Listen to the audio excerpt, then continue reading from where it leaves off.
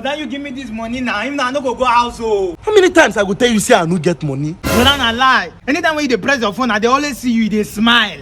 I don't think na money they enter. Eh. Okay, so you dey monitor me anytime while I dey press my phone. Okay, at least. Even if no one give me money, just teach me how to get the money. You get this Telegram group where I join for free.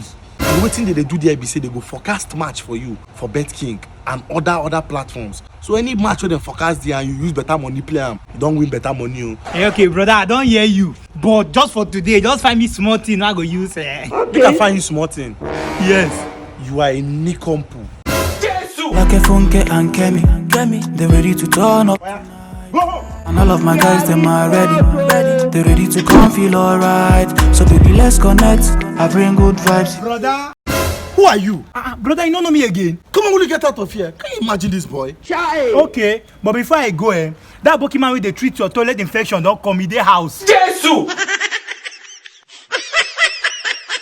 Which toilet infection are you talk about? Me sef I no know.